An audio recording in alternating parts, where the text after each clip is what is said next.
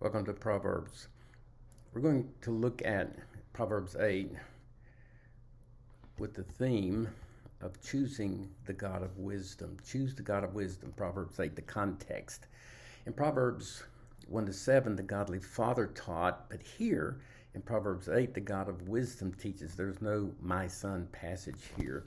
Wisdom is personified as a woman, because here again you have the two paths with contrasting traveling companions. In contrast to the ungodly adulteress, you have Lady Wisdom, which is just a personification of God's attribute of wisdom. So we must choose. So there's some clues here to help us divide up this chapter. In verses 1 to 3, you have wisdom crying out as she in the third person. But in the body of this chapter, verses 4 to 31, it is the first person, or I, in verse 4, there unto you, O man, I call, because this call is personal. Then you have the conclusion appropriately ending with, in verse 32, now therefore, an exhortation to practice. Choose the God of wisdom. So let's think about using why as the interrogative. We should choose the God of wisdom because God is inviting, God is rewarding, exemplifying, challenging. And those grammatical clues help us identify the main divisions and sometimes subdivisions. Number one, because God is inviting. God invites everywhere. That's third person in verses 2 and 3. 4 locations of the busy city. But he invites everyone.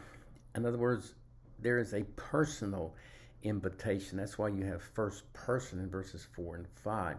But so does the temptress. She is personal in her temptations. God invites and offers virtues.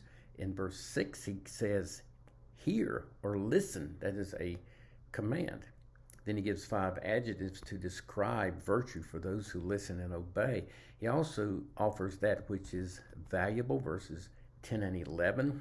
There is the command to take in verse 10, and the reason is in verse 11. And here you have another one of those better than verses. In verse 11, wisdom is better than wealth.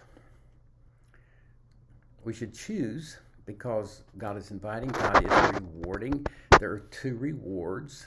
Each begin with the first person in verse 12 and verse 18. So you have, again, these grammatical clues that help us. The reward of true morality is wisdom.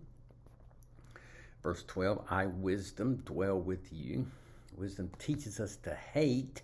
Verse 13, which is the result of fearing the Lord. You remember, the fear of the Lord is when we, number one, recognize who God is. He is wisdom. And then we respond, and this time the response is to hate sin. Wisdom gives us strength in verse 14 to hate sin. Even in places like the capital, verse 15, by me kings reign. So we're going to look at continue to look at reasons for choosing the God of wisdom. He is inviting, he is rewarding. There are 2 rewards: the reward of true morality, true wealth, which is love. And you have the word love in verse 17, and you have the love word in verse 21, which helps us identify this sub-point. The God of wisdom sought us in chapter 8, verses 1 to 16. Now we must seek him in verse 17. But we need to remember that wisdom is, in our seeking, wisdom is better, verse 19, than wealth.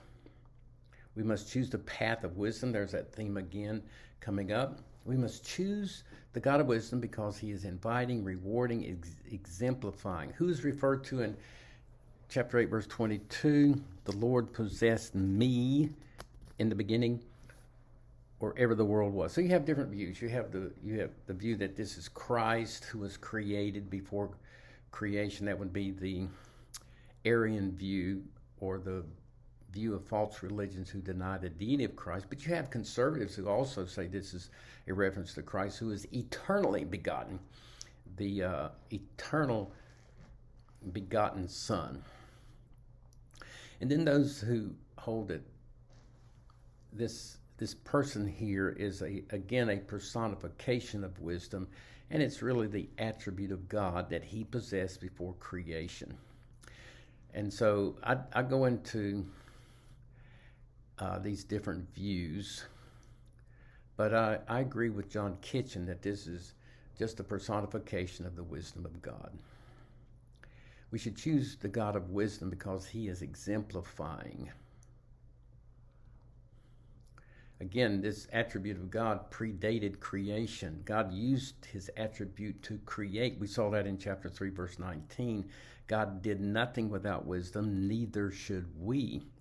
But look, what the author does now, he goes through the days of creation, the 6 days of creation, and gives the poetic version of how God used his wisdom on day 1, day 2, 3, day 4, day 5, day 6. And again, he's just giving us another reason to choose the God of wisdom. Number 4, because he is challenging. That comes in the closing section, verse 32. Now therefore hearken unto me, hearken unto God's wisdom. So you have 2 exhortations or imperatives in these verses. You have 2 benedictions or blessings for those who obey. And then you have 2 consequences of obeying or disobeying. You have the consequence of life if you obey, the consequence of death if you disobey. So here's a great chapter on choosing the God of wisdom.